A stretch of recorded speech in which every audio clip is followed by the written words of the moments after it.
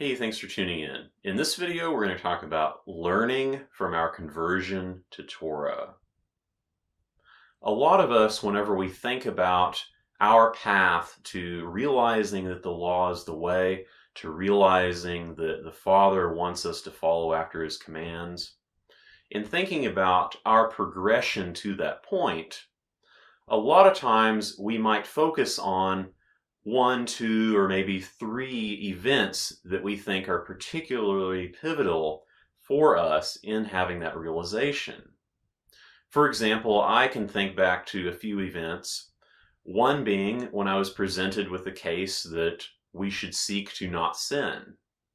And this might seem kind of odd to some people, but what I had been exposed to up to that point was that, well, sin is a bad idea, it's obviously not good, it's obviously what is defined as wrong. But at the same time, it was always accompanied with or overshadowed by the argument that it doesn't really matter what you do, that there aren't any real consequences so long as you're doing X, Y, and Z the right way. So having that brought to my attention in a textual way was something that I would recognize as being kind of a pivotal moment for me, a point that was of particular significance in my progression to the Torah. And there are two other incidents I can think of as well, one being when I was presented with the case that the law has not changed. At this point, I did not decide, oh, okay, the law hasn't changed, the Torah must be the way. But my awareness of it was brought to light, or that awareness of the law was brought to my attention, and I realized that, well, maybe it hasn't changed. So I opened up the possibility to that. And then a later event was that I was brought a textual argument, a series of textual points to say that, look, here's all the textual evidence to support that the Torah should be followed today and that the Torah is the way.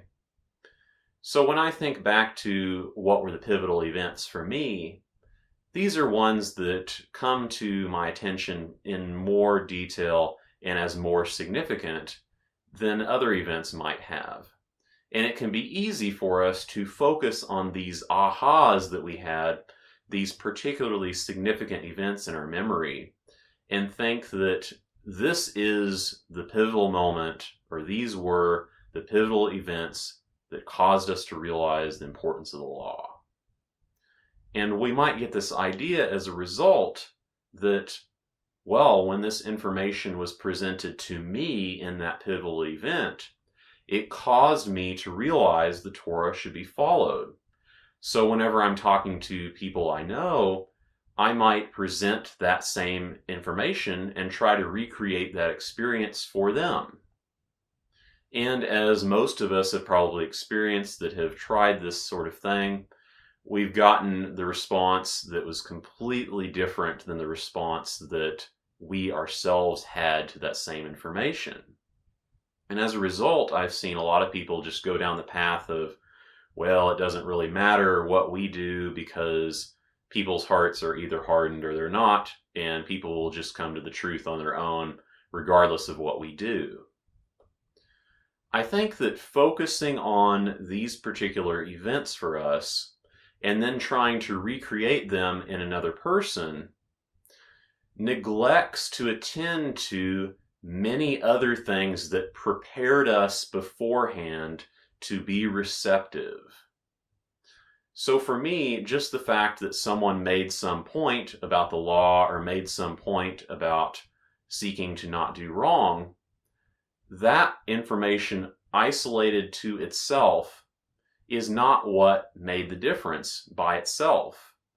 I had to be able to be receptive to it, and there had to have been events beforehand, experiences that I may have had, and beliefs that I held that allowed me to accept that as a possibility and allowed me to accept that the law indeed is what we are supposed to be doing. So, for example, I had beliefs prior to this regarding recognizing that maybe there is something going on beyond what the pastors have been teaching me. And this is a common one that I've seen in a lot of people. I've seen a lot of people say this, that, well, I always knew that there was something else going on, but I just hadn't figured out what it was until I realized the Torah was the way, sort of thing. And also believing that we have the ability to study. If we believe we have no ability to do it, is it really going to be of relevance to us being presented with this information? If we're not actually going to be willing to look into it, it's probably just going to fade into being irrelevant for us, even if for a brief time we might think it is relevant. So having beliefs about our own ability and willingness to look into the text, these are all relevant factors to whether we're going to be able to have those pivotal events as we see them.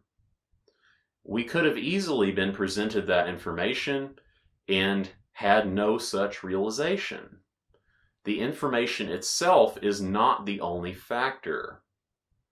And so when we are speaking with other people, we have to recognize that they are coming from a completely different point of view than we did in that same moment. Of course, they have all kinds of other different experiences and different backgrounds that we don't necessarily relate to. And if their beliefs are such that maybe they have a strong focus on Paul, maybe they have studied Paul and seen him as very important, well, if we start presenting information about the law, that is all going to be filtered through that. Whereas someone that maybe they didn't like Paul because he referred to himself all the time, or maybe we didn't like some of the things that he said and questioned it, or maybe we just never really looked into it, someone in that kind of situation is not going to have that same response. They're not going to be predisposed by their beliefs and by that previous information to just reject the law, to reject what the text says about the law otherwise.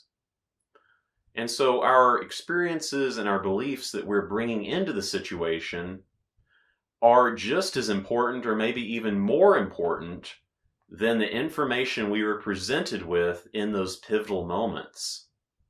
I've witnessed a lot of people that seem to realize there's something going on and realize that the Torah is the way without being presented with a very good case, without even being presented with what I would consider decisive points on the issue. And at the same time, there are a lot of people out there that I perceive are being given that information in a very effective way, but they do not necessarily have the background that allows them to see that, and all of the other ties that go along with that. I think this is something that we should kind of consider in our own experience. Instead of just isolating these pivotal events in our memory, think about what was it that contributed to us being able to have those realizations.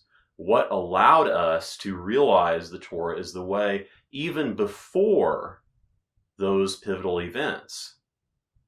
And think about how that might apply whenever we are sharing with others, how their experiences and their beliefs could be relevant and may need to be addressed and spoken about before even getting into presenting what we consider pivotal information about the Torah. I think there's more that we can learn about our own experience, and there's more that we can do to help others in sharing the Torah through those learnings. Thanks for watching. Feel free to let me know in the comments what types of content you'd like to see more of in the future. And feel free to go ahead and click the like button and the subscribe button if you liked what you saw. Thanks for watching. Remember the commands. Shalom.